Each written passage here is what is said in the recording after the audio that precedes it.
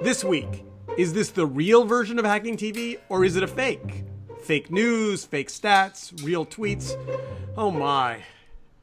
Then the highest paid star of YouTube quits. Oops, that was a fake quit. Who the hell cares about PewDiePie anyway? And as video becomes more live, can AI spot a terrorist or a naked body or anything bad? Finally, a VR story that makes sense. HBO brings Game of Thrones and WestWorld to a very expensive headset near you. I'm Steve Rosenbaum. And I'm Saul Hansell. And this is or might be Hacking TV. Indeed, it might well be. Greetings, Saul. And we have a rather complex and busy hacking week ahead of us. So let's just dive right in, shall we?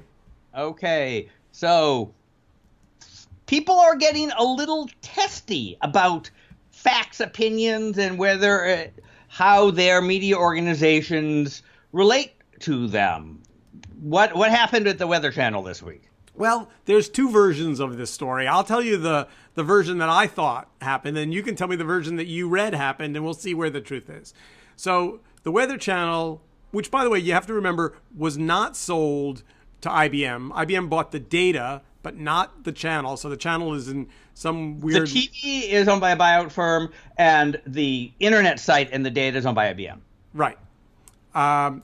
So they came out with this remarkably strongly worded video, essentially taking on Breitbart and saying, climate change is real, and please stop using our video to mislead Americans. It was, you know, I mean, it's rare that you see weather people saying anything other than smiling and pointing at the green screen. And so for that, it was a surprising admonishment to Breitbart. And I say more power to them. Unfortunately, that might not have been what actually happened. Well, there really was an article, typical article on Breitbart about saying that some temperature statistic is showing things are getting colder. Take that, climate activists. And there really was a video from the Weather Channel sitting below it. But it turns out that when someone actually asked Breitbart about this, it turns out that they're using 5min or one of these other automated services that you just use to monetize your pages that automatically reads the page and picks a video that's vaguely related to the topic. And there was one from Weather Channel there. So their point is, we didn't pick the Weather Channel video to go there. It was picked by an algorithm. So complain to them. So a couple important things. If we're talking about Outbrain or Taboola, that's one thing. And they never really, Breitbart never really said where the video came from. They said a third-party service. Right. So 5min, which is owned by AOL, very different if it were a 5min video. Why? Because that would mean it was actual content that they got from a partner. That no, 5min has an algorithm. Part of their business is the same thing as Outbrain's, where if you want to do it this way, you stick a widget on and it automatically picks a video. Right, but the difference is the Weather Channel isn't paying 5min for views. It would get a rev share back. Right, as opposed to Outbrain or Taboola, which would be saying, hey, we have this. This is why we're talking about fake is the headline of the day here, because the truth is no one really knows what happened here. Breitbart's answer to Weather Channel was chill out, which I thought was surprisingly cavalier and essentially saying, just leave us the hell alone, but we're not going to tell you what actually happened. And we haven't yet heard back from Weather Channel in terms of whether or not they're like, oh, sorry, we didn't mean to, this story is, as they say in the news business, this is an evolving story and we'll keep you posted as there is a bigger issue here, which comes, and you see this with the, Kellogg's being shocked that ads that they put on DoubleClick are placed on sites that aren't necessarily exactly, run by the church or whoever it is, right? I mean, if you're going to accept the decentralized nature of the internet and you're going to use tools like ad networks or distribution systems, you're saying, I want to go with this cacophonous flow and have broader distribution and less control. Now, there are ways. I mean, you can say, don't put it on porn sites. And that often, but doesn't always happen. And now I'm sure DoubleClick will say, don't put it on right-wing fanatic sites, but it's either, but this is going to be a continuing problem. But as somebody who's done deals with ad networks, I can tell you that they take the clean, well-lit question really seriously. And they review, like in our case at Waywire, before we do a deal with an ad network, they review every site that we power in our network, and they want to know, not just on one day, but over time, whether there's anything objectionable or inappropriate. So I think that, DoubleClick not having already banned Breitbart is the subtext of the Kellogg story. Sure. Well, the question is Breitbart, we know who they are. They have a consistent track record. They write, they're run by somebody who is very close to the soon-to-be president of the United States. Are they really any different than the Huffington Post? Or the Huffington Post in its early days? Or lots of ad networks are on things like TPM, liberal bent blog. I don't know. So this is this whole question of the difference between, opinion journalism and fake news. Okay. And I would argue that even if an algorithm can't tell the difference, a human actually can. When you literally make up a story and report it, you're in the category of Weekly World News. Yes. Hillary Clinton is an alien baby, and while that may be amusing when you're on the supermarket checkout line, no, I don't think that any ad network should be checking a box next. I don't think it's simply right-wing political fodder. I think it is fundamentally inaccurate and purposefully so. And would you put Breitbart in that category? Yes, 100%. That they are not that they make shit up. Okay. And do you think that Kroger's should no longer carry Weekly World News? Is it inappropriate for them to fund deceiving America that way? So here's why I think that's a great question. When you get to the end of the supermarket line and Weekly World News is there, you're seeing that newspaper in context. You know that it's a broadsheet or tabloid. You know that it's got bright colors. You know that the headlines are all a little bit quirky. Like nobody picks up Weekly World News and confuses it with the Wall Street Journal. Nobody. One of the problems that the internet is struggling with now is that when you take all these sources and take them from a big computer screen and make them into a little phone, and then take that phone and make everything in the same column and make it all headlines with the same font and make it all look the same, it becomes harder to know the difference between People Magazine, the New York Times, the Wall Street Journal, and Weekly World News. They all kind of look the same on your phone. And that's a problem. It is. And I think that it's a problem I'm actually fairly worked up about. So I don't mean to scream, but I do mean to scream. No, I think it is. I actually think that there is, if in the supermarket, if the rack actually has People Magazine, the National Enquirer, and Weekly World News, each of which has its own unique definition of what is the truth, and they're sitting next to each other, and some people who pay attention to media understand the nuances, and some people don't. And there's a percentage of people, now presumably that's been the case for a long time, and so more people have gotten used to what the difference is, and the internet changes every 10 minutes. So I agree with you, and I think that, I've talked to some friends of mine at Facebook who are in the media department, and just as a, friend conversation, I think there's a lot of discussion about, do you identify the source in bigger type? Or in a way that helps people understand what's what. So let's get to Facebook, because Facebook had kind of a tough week again.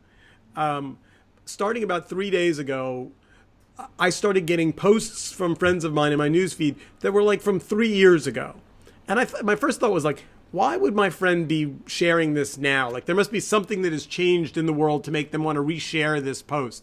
And then I started noticing other friends sharing things from 3 years ago. And then I noticed and then I started seeing people commenting, hey, why is Facebook surfacing, posts from 3 years ago? And it turns out it's actually broken. Like, it's a problem. Something's broken. Okay. The slogan of the company is "Move fast, break things." Yeah, okay, but this is like broken. This is like, right. I mean, and you know, it's, and the problem is, until you notice the trend of it being broken, as a consumer of it, you know, when you see a picture of me from 3 years ago in my feed with Michael Moore, you think, well, was Steve just with Michael Moore, or is this from, you know? Right. Well, no, it was 3 years ago. Now, I happen to like Michael and think what he's doing is interesting, so I don't mind having my relationship with him resurfaced. But for other people, it's actually really potentially embarrassing and inappropriate if it's a picture of you with your now ex-wife, or a picture of you with, God forbid, someone in your family who's since passed or had a terrible, like, it's there. I've never seen them in the move fast and break things. Generally, move fast and break things is a subset. You're in some, you know, they've taken a little handful of users and they've changed up some code to see how it behaves. This seems like it's bigger than that. Unless they have some experiment that everybody has been hit by a wave of nostalgia and would rather continue to live in the Obama era long past the inauguration, and so they're preparing to, at least people that you're connected to who want to live in the Trump-free bubble. They also did a 2016 year-in review photo montage for me that was about 70% fabulous and about 30% like bizarrely not relevant. And I went looking for the edit button because I figured, all right, I've seen these. I'll just edit out the pictures that are wrong and replace. Nope, no editing, no user controls. This is one of my big complaints about Facebook, Apple, and Google. They've all decided that since most people want it easy, nobody gets control. Yep. And you can't change. I mean, it's this sort of tyranny of user testing. If fewer than X% of people won't hit the button, then nobody gets the button. And then they said, oh yeah, and by the way, our measurement errors continue and our math is wrong. And that, made its way around the internet with a little bit of a big thud, because, they just were saying, as of whatever it was now, a month ago, they were saying that their video measurement numbers were wrong. And now it turns out its ad reach numbers are wrong as well. I don't know. It feels to me like it's pretty damn clear they are doing exactly the right thing, which is auditing all of their metrics. And guess what? They are periodically releasing, if they find something wrong, they're saying, oh, this is wrong, we're going to fix it. That's what they should do. They should not, after having discovered one problem, stick their head in the sand and not audit everything. They should not audit everything and not tell anybody. So I look at that and I say, yay, Facebook, and I'll bet you that everybody, I've been in enough places and I have this nasty habit of like looking at the spreadsheet and looking at the formulas to make sure that it makes sense. And nobody's spreadsheets make any sense. And they tend to multiply errors by errors, and everybody should audit all this shit, and nobody does. So Facebook is my hero. So here's the article from Marketing Line, and what they're saying is, for the third time since September, Facebook is disclosing new measurement errors. 2 errors affect the reaction count Facebook reports on on Page's live videos, as well as engagement figures Facebook reports for off Facebook links. These are, So wait a second. So you're saying, tell me, Facebook realized they had a problem. First story. Should they, A, not audit all the other statistics they have? And B, should they not, if they find anything, tell people about them? Am I getting a rebate? Are they writing me a check? My guess? They're claiming that these things are things they publish that aren't connected to the monetization system. Shocking. Doesn't right. Yeah. It becomes a very interesting question, a much more interesting question. Are there things that are connected to bills people paid? And if I had paid Facebook more than the $40 I invested one time on advertising this podcast, I might be asking a tougher question, and that's interesting. And what are they going to do about it? And if I were spending a lot of money on these things, I would sure want to audit all the chains that relate to. All right. And in other Facebook news, just to throw this one in, there was a report that Mark Zuckerberg asked the board if he could take 2 years off to go to Washington. And he was told by the board that he could not, in fact, take 2 years off to go to Washington. I didn't see that. Did you see what he was going to do in Washington? Unclear. Something to do with the administration, and it wasn't clear whether he'd been offered something or whether or not he wanted to make himself available. Or to fight the administration. Yeah, no, I didn't get that. I mean, you do remember there's the there's the whole Peter Thiel connected to Trump, connected to Facebook board position. Right, but at least my sense was that Mark's political views and Thiel's are not the same. I think that's correct. But then nothing like having billions to make you rethink some of your liberalism. But again, Mark has, said he's going to give away 99% of his fortune over some long period of time. No. So Facebook. I mean, he controls a majority of the voting shares. So if he wanted to make a big deal out of it, he could vote out the board and do what he wanted. Yeah. And then the last bit in this fake versus not fake moment that we're seeming to be buried in is the rumor that's kicking around that Twitter is considering banning Trump because he broke some rules about Twitter's appropriateness of tweets when he essentially threatened the union leader after the carrier who pushed back on the carrier numbers, and he's now been targeted with lots of death threats. And so Twitter, the rumor is, I don't know that this is yet a fact, is that Twitter's considering banning the real Donald Trump Twitter handle. That would be extraordinary. And if you were Twitter, would you do that? I don't know. I don't know where Jack comes down on all this. So here's the tweet. Chuck Jones, who is president of United Steelworkers in 1999, has done a terrible job representing workers. No wonder companies flee country. Does that feel like that is against terms of service? No. In fact, I thought that too. I maybe this was a shot across the bow. Maybe it was just wishful thinking. No, I don't think that crosses the line. If they'd said Chuck Jones needs to be taken out back and eviscerated, that probably does cross the line. Well, that's at some level, there are certain circumstances that calling for violence against people is a legitimate exception to freedom of speech and is a criminal action, right? And let's make sure we don't do that on this podcast, even though I am awfully tempted to. And I've got to say, and I'm a pretty strong free speecher, so I come down less in favor of hate speech restrictions and other kinds of restrictions than a lot of people. I think that the best way to propagate an idea is to ban it, and I also believe that a legitimate converse to the public official higher standard for libel says if you're a public official, you can't sue people for libel on the same grounds as everybody else, who are private. I think there's probably a legitimate wider standard for terms of service. People elected this person, and what he has to say is relevant in and of itself. That would be my take on that. So rather than chew up more valuable podcast time talking about this, I think we should move on to the real issue, the real burning issue of our day, which is... Will we have our tweet, PewDiePie?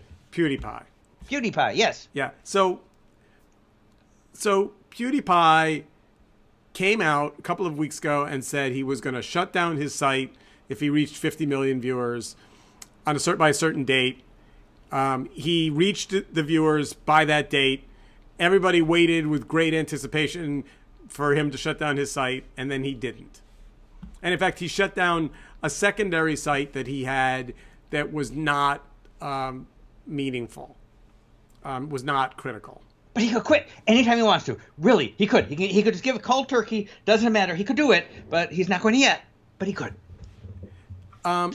So the question that internet digerati are bouncing around is, what really happened here? Like, why would he, like, his whole thing is, I was just kidding, and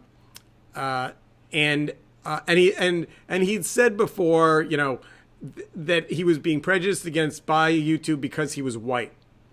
Not only white, Scandinavian, but the specific issue, and I think that there's something interesting here, whether or not PewDiePie is interesting, right? That so much of what happens on YouTube is determined by the suggested video bar on the right. And which is awesome, by the way, don't you think? Yeah, it is awesome. If you want a video that is suggested that is entirely unrelated, and particularly if you do a search, like somebody suggested a musician that it said, here's an interesting musician. So I go onto YouTube, which has lots of music videos, typed in the name of the musician. Okay, they gave me plausibly relevant search results. I clicked on one. There's the musician. Now, what's in the search bar on the right? The suggested bar.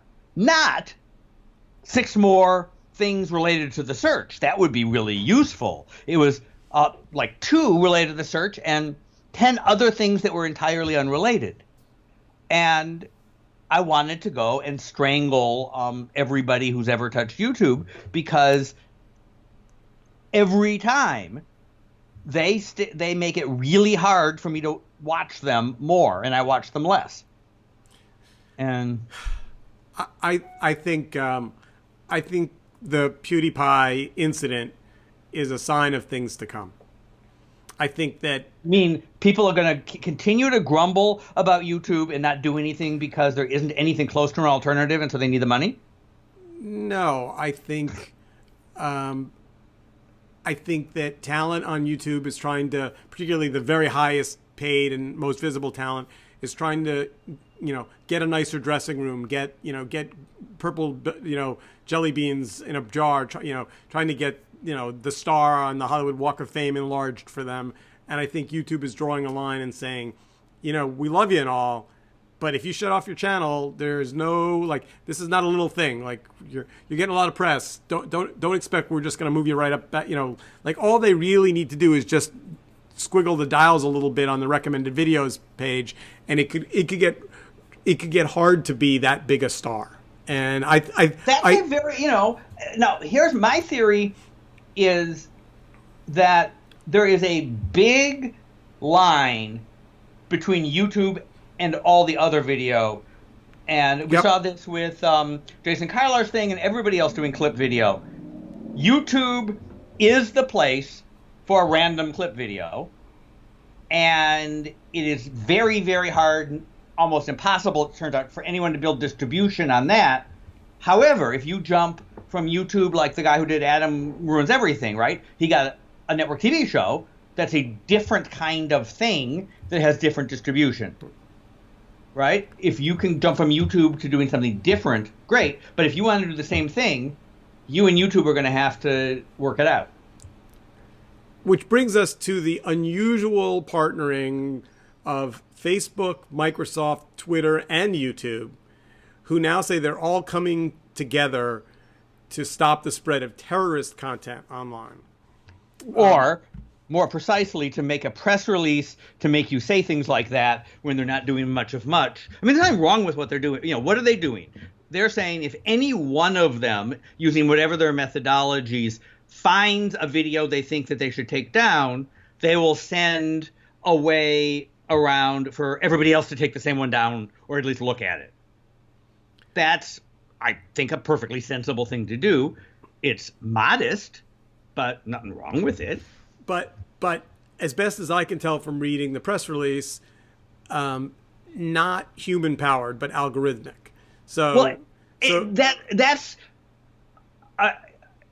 That's not what the press release was. Just saying, we're going to share hashed, meaning coded, so that links to this content.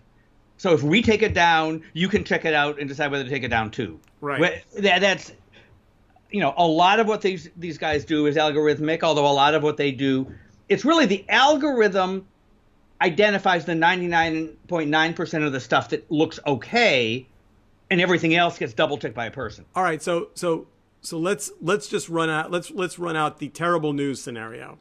Yes. So YouTube sees a video that it thinks is terrorist related. It puts it in the database of inappropriate content and takes it down. It reports it to everybody else. Facebook doesn't auto-magically take it down because YouTube told them to, and since they don't really have enough people to review these videos, it sits in some queue being considered as a takedown. Meanwhile, this person goes and does something terrible, and the video has been taken. Taking the video down was going to keep them from doing something terrible? Well, I mean, then why are we taking it down? Well, I think that's a much more interesting question. I think I said, 5 minutes ago, that the best way to propagate an idea is to ban it. And so I am not a fan of taking down videos that simply articulate ideas you don't agree with. Even if people who hold those ideas do really horrible things. I think that if you consistently, enforce a policy saying we will not show acts of violence, or you consistently enforce a policy that's not political that says we will not allow calls for acts of violence, that's a legitimate. I mean, I'm not a big fan of calling for violence, but all right. So let's go to the last story of this podcast, which is unusual in that it is one of the very rare moments in which Saul Hansell is going to come out of his shell and say something positive about VR. Never thought I'd see the day. Well, I have, right? So the couple things, so the news thing that kicked around is Google, which is trying to promote its, it was not Dreamcast, Dream something. Daydream. Expensive VR goggles, is doing what big companies do, which is writing big checks to other people. And, they're writing a big check to HBO. And then when you read some of the articles that relate to that, it turns out that HBO smartly set up a VR lab 5 years ago and has been building content related to WestWorld and Game of Thrones, which is sort of additional content that's in a 360-degree universe. By the way, the only thing I think the Daydream VR is in fact not that expensive. I think it's $99. It's basically a fabric-looking little. It's kind of Google Cardboard, but in a slightly nicer package that holds this phone that, as you said earlier, no one in the universe has. So Google's Daydream VR only works if you have Google's, what's it called, Pixel phone? Right. So it's an accessory for their phone, and it's $100. Right. And okay. And, people, it's a well-reviewed Android phone. If I were buying an Android phone, I certainly would look at it. And no, come on. You wouldn't buy the Samsung phone? The one that blows up in your pocket? See, the one I just think it's exciting. I think it would add a level of excitement to knowing while you're doing VR on a Samsung phone, at any moment, it could blow up in your, while it's 3 inches away from your face. I think that's very exciting. Yeah. I'm sorry, that's not Samsung, fair. That's not fair. It's not true. Hot or cold water on the flaming hot experience is actually sending out like an over-the-air update to brick all those phones. By the way, who's going to update their phone knowing that all it does is brick your phone? I don't get it. Anyway. Well, there are two kinds of people who haven't sent their phone back. People who want the excitement of the flame, or people who don't pay any attention whatsoever. The latter will suddenly be forced to pay attention. So for those of you playing along at home, Saul is now saying that the Google Daydream VR, when you add HBO, is the beginning of a thing. No, it's not about the Google thing. It's about So here's my take on VR. I've said it over and over again. Doing things in 360 degrees is a lot more expensive because you have to think about more details than doing things in, a 45-degree field of view. And therefore, it's only going to be useful for a relatively small subset of kinds of things that someone's going to want to make and someone else is going to want to watch. HBO is at the very top of the food chain that lives and dies by doing things that are expensive. Now, to be clear, what did they do? They did an experiment. They made a new episode of WestWorld that was designed to be 360 degrees. It will either be good or not good, because stuff is, but I could imagine they're spending a lot of money and doing stuff in a way that almost everybody else couldn't. I wanted to love WestWorld, and I got all the way through it, but by the end, I couldn't tell who the robots were. And I mean, I guess if they were naked, they were a robot, was basically what I figured out. But I just couldn't figure out the robot versus human thing. It was too confusing. So maybe seeing it in 3D would really help. You'd see a little shimmer or how they move. Now I'm gonna throw up. Now I'm really gonna just throw up in my mouth. All right, we are out of time. Another excellent half hour of Hacking TV. As always, hack on. If you enjoy the podcast, please go on iTunes and rate us highly so that more people will find us. Our audience is growing, which is lovely, and we will continue and be back next week. All right, everybody. Keep on hacking. Keep on hacking.